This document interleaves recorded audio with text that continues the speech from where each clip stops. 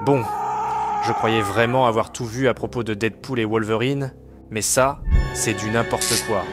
Parce que dans cette suite de ma vidéo à propos de ces deux pires amis du monde, on découvre un Deadpool qui a perdu son sens de l'humour, et qui est en pleine crise de seum. Ouais, il est au bout de sa vie. Défiguré. Deadpool est méconnaissable, autant physiquement que psychologiquement, ayant perdu son pouvoir d'immortalité, avant d'être tué sauvagement par l'homme qui lui avait promis un avenir meilleur. Bonjour à tous et bienvenue dans la tanière du vilain geek.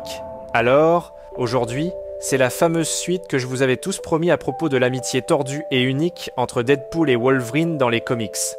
On va parler de la conclusion du run de Deadpool Wolverine World War III, où après que le corps de Deadpool ait été complètement anéanti, suite à la procédure où il a renoncé à son immortalité, et il sera confronté à un choix qui va à tout jamais changer son existence, et sa relation avec Logan. Et si vous n'avez pas encore vu ma vidéo à propos de l'amitié de Deadpool et Wolverine selon le lore des comics, allez voir ça. J'ai laissé le lien dans la description et en commentaire épinglé.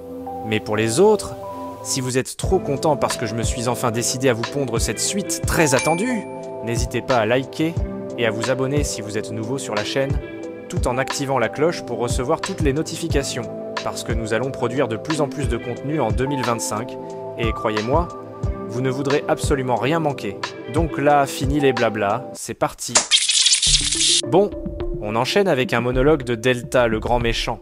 Comme d'hab, il balance son discours sur le fait qu'il y a toujours un gagnant, et que l'humain préfère transformer son environnement plutôt que d'évoluer lui-même. Un refrain qu'il répète depuis un moment, sauf que cette fois, Wolverine l'interrompt net. Ses griffes tranchent court, tout ce blabla. Parce que lui, il est la preuve qu'on peut changer. Il n'est plus juste une arme, plus juste un monstre. Du moins c'est ce qu'il espère au plus profond de lui-même. Et là, Deadpool débarque et coupe Wolverine à son tour. Et on comprend que toute cette scène se passe dans la conscience de Wolvie. Sauf que Deadpool, il veut pas se battre, il veut juste parler. Il finit par avouer qu'il était paumé quand il a gobé les conneries de Delta, dont je vous ai parlé dans la vidéo précédente de cette série. Son esprit part dans tous les sens. Il se demande ce qu'il aurait pu faire au lieu d'écouter Delta et renoncer à son immortalité. Maintenant, il est littéralement une flaque de boue, parce que dans la vidéo précédente, notre ami Wade s'est fait tuer sauvagement. Et pour de bon, parce qu'il a perdu son immortalité. Et paradoxalement, il dit que ça lui a apporté une clarté d'esprit, ou du moins, clarté version Deadpool, parce que dans la foulée, il se met à se demander des questions stupides à propos de Taylor Swift. Ouais, c'est du grand Deadpool. Puis il bifurque d'autres conneries, pour finalement enchaîner avec une réflexion existentielle beaucoup plus sérieuse sur le vrai sens de la vie. Et là on a un Deadpool qu'on n'a pas l'habitude de voir. Un Wade Wilson beaucoup plus vulnérable, exprimant ses profonds chagrins à propos de sa vie folle, mais très vite on revient à l'action. Deadpool lance à Wolverine « Baisse-toi ». Et après la page de titre, on comprend pourquoi. Snowflake, le gros bourrin de Delta, entre en scène. Il pulvérise Wolvie en une mare de sang et l'envoie valser contre un arbre. Donc ouais, il aurait vraiment dû se baisser. Delta commence à parler à Wolverine à travers l'épaule de sa créature ignoble, en lui disant que Wade est mort parce qu'il a essayé d'imiter la voix de Wolverine en reniant son animalité et en tentant de s'améliorer sans l'aide des méthodes tordues de Delta. Delta essaie de dire que c'était voué à l'échec parce que Wolverine n'a lui-même rien conquis, qu'il est toujours un monstre, un animal qui trouve un répit temporaire sous une peau d'homme. Delta le met au défi de prouver le contraire, tandis que Snowflake arrache un bras à Wolverine, ne lui laissant que son squelette d'adamantium. Du coup, Wolverine sait que les patrons de Delta regardent, ces investisseurs mystérieux, cachés dans l'ombre, qui ont pour but d'exploiter la technologie génétique de Delta à des fins corrompues qui ne nous sont pas dévoilées. Et Logan les voit rigoler, tandis que Wade est mort, parce qu'il a renoncé à son immortalité, berné par ces charlatans.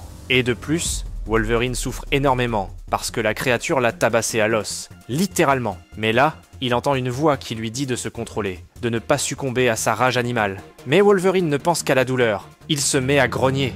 Et ça c'est pas bon signe, croyez-moi. Car ça veut dire qu'il est en train de se laisser envahir par sa rage de berserker. Et là, dans cet état animal, il déchiquette la créature. Delta lui dit qu'il a toujours su que Wolverine n'était rien d'autre qu'un animal, un monstre, qu'il ne serait jamais autre chose. Wolverine ne dit rien, mais la voix dans sa tête lui dit d'arrêter, qu'elle sait qu'il souffre, mais qu'il doit se ressaisir.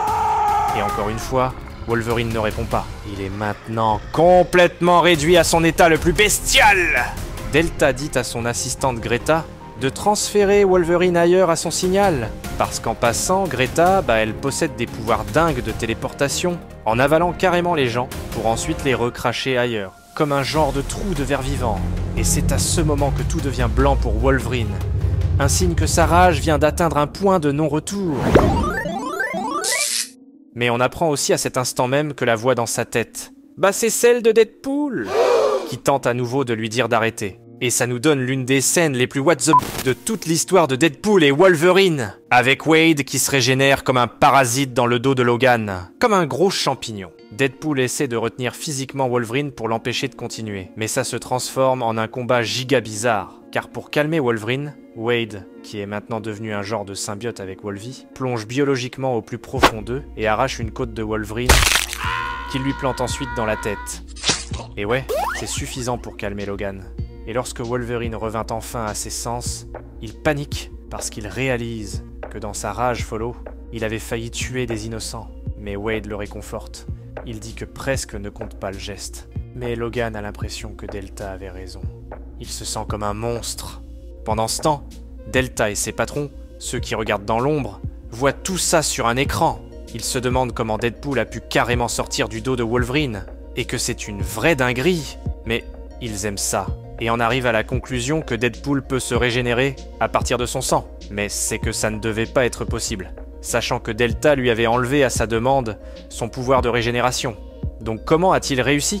C'est alors qu'on apprend que lorsque le sang de Deadpool est entré dans le corps de Wolverine, la rage de Berserker en lui a stimulé le gène mutant présent dans Deadpool, accélérant ainsi la régénération de Deadpool, qui, rappelons-le, lui vient de Wolverine à la base. Et le groupe d'investisseurs est tellement impressionné qu'il offre des milliards d'euros en enchères à Delta. Il voit ça comme son plus grand chef-d'œuvre. Mais Delta n'est pas d'accord. Tout d'abord, sa précieuse Snowflake a été vaincue. Et Wade Wilson est revenu d'entre les morts, ce qui n'aurait pas été possible si sa science avait réussi. Donc, il ordonne à une escouade d'élimination de se rendre sur place immédiatement. Considérant que l'expérience est un échec, les patrons de Delta ne sont pas contents. Mais pendant ce temps, Wade et Logan voient l'escouade arriver.